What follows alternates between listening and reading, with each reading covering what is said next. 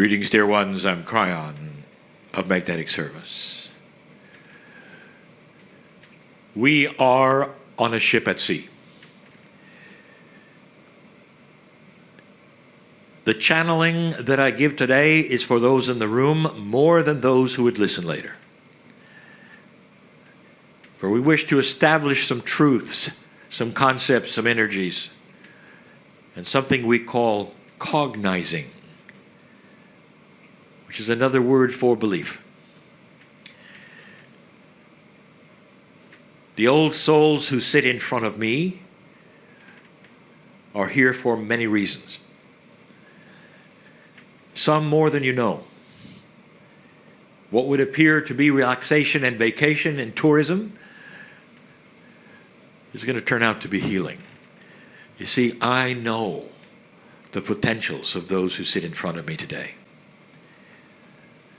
For some in this room, in these few moments every day, it'll be medicinal. It'll be something you need. It's that which energy will pour into your body because you needed to be here and sit and feel it. And you may not even know it until you leave. First, can you cognize that this is real? Not all who would go on a cruise have come from the ranks of those who believe in channeling. And we are just saying, for these days, can you suspend belief enough to think that this energy coming through this man in this chair is beyond that which you might think is possible, because you're here to hear it. I knew you were coming to sit in this small area together. There's an energy that's being developed in this place that is so specific to this place. And now I will reiterate what has already been said today. When you are on the water in this fashion, you are not grounded. The motion that you feel right now is a testament to the fact that not only you are not grounded, you're not in one place and not grounded. You're moving. Water is not a grounding substance. It's a reflective substance metaphysically. So not only are you not grounded, you're moving. It's one thing to be that direction in that way in that attribute for a few hours, but for a day or more, things start to happen. Dear ones, did you ever consider why sailors want to be sailors? Why those who sail the sea want to get back to the sea? Why it is called the mistress, the siren that calls those to be upon it? Because it changes something in every single human being who is on it for a duration. And that change can be noted in the sailors that you would know, in the men and the women of the sea that you would know. They love it. They find introspection that they could never get anywhere else. It calls to them, it changes them, it makes them actually more creative. It creates hermits. But that's what they want. You know it's true. For those who spend months at sea and come home for a few days or a week, have difficulty at home for a week. It's too social to be with their family. And speaking about social, on the water brings up things that would never happen when you were grounded. If you're here with a family, there will be disputes. Couples will have issues because they turn introspective because they're not grounded. You'd think this would be the last place for an argument, a vacation on a cruise. And yet it brings up things. Those who are esoterically minded, that is to say, who think out of the box and are aware of energies and what they feel like and what they do, those of you who are there know about what I speak right now. You're in the first day of several, where you will be cruising from place to place, sleeping while you move across the earth that you cannot touch or see. You're ungrounded. We have said this, the dreams are different. Your thinking is different. Did you know that many creatives, especially those who write poetry and music and books, love to take ocean voyages because they disconnect from the earth? And in that disconnection, they are free to think out of the box, and they do. Now, the untold story, how many get healed because they're on the ocean? And the answer is lots. The incidence of disease with sailors who spend months on the ocean is radically different from those who stay on the land. And you'll say, well, that's because on the land there's more people, there's more things to catch. That's not what's going on. The body disconnects in a way and becomes introspective in a way, becomes self-healing in a way, consumed with thoughts it would never have if it were on the land. Dear ones, this is an opportunity to reflect. You sit in a posturing, an energy of permission to reflect. Now, when you start reflecting on who you are, why you're here, and life itself, I ought to tell you something else that takes place. That when you're not grounded, you also have many solutions presented. The grounding is something that keeps you in a place you expect. It helps you to balance. When you're on the ocean, you're freewheel. You can think about anything. You can imagine anything. Did I tell you the best place for affirmations on the planet is on a cruise? Sometimes the grounding keeps you from thinking out of the box.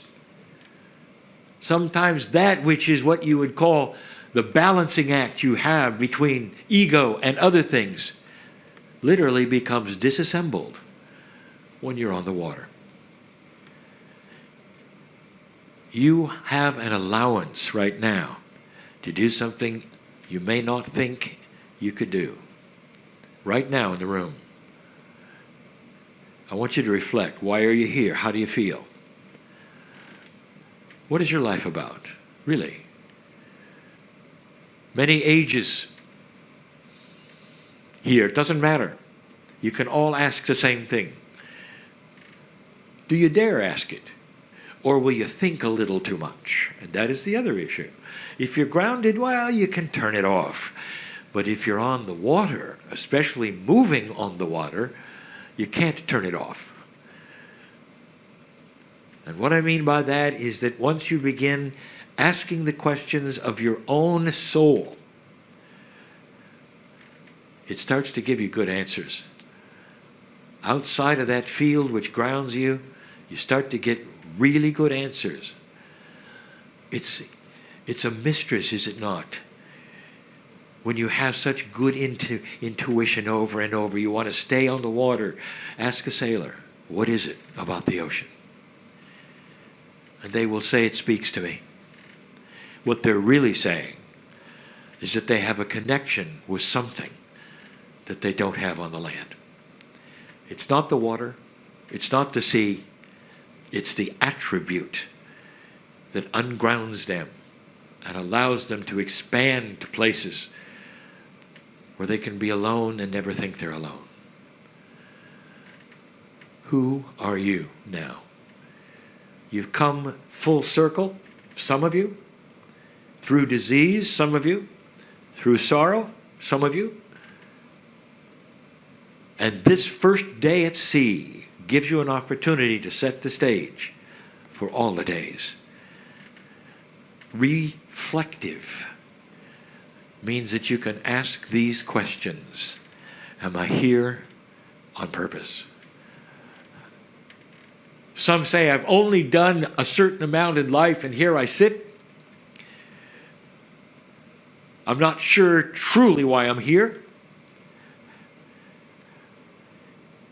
I see myself aging. I'm not really certain what an old soul's supposed to do when all I've done is perhaps go from place to place or raise a family.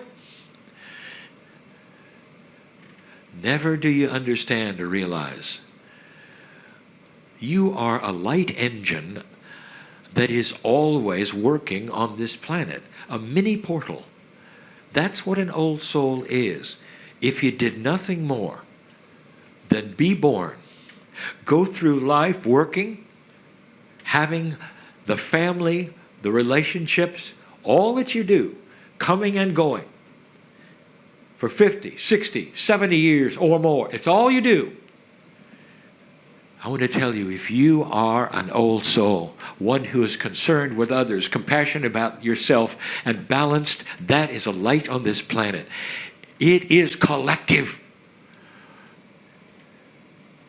You didn't write a book? Doesn't matter. Do you hear me? Your existence as a being of wisdom on this planet affects everything here. Dear ones, I want you to reflect right now on you. And don't you dare ask the question, what am I worth?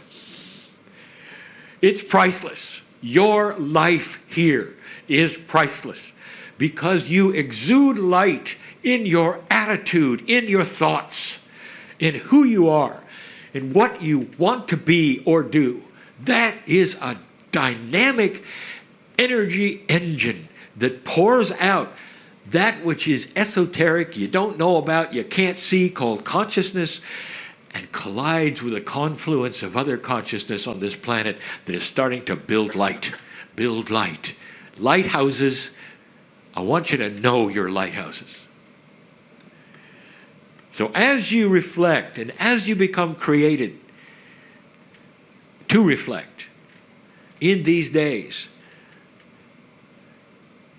I want you to think about that which is so positive. Here's who I am. Here's what I've done.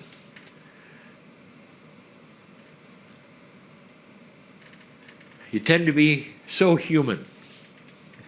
You measure everything by how you feel and what your face looks like today, not what it'll be in the next lifetime or the last lifetime. You disconnect from the metaphysics of the return. What if everything you're doing right now is to set you up for the next time you come? Are you okay with that, light worker? Are you all right with the fact that there is lifetimes of setup for lifetimes of achievement? That what you are going through now may very well set you for the next time around.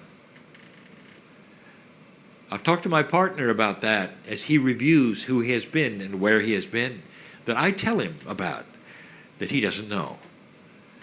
And the bigger picture starts to then evolve for him, realizing that one lifetime does not paint a picture. Many lifetimes tell you who you are. You can't know. But could you cognize or believe that you're a piece of your own soul's beautiful success? Yes, life is short, for now. When you return on this planet, you will live a lot longer than you will this time. Consciousness will change biology, which will change lifespans.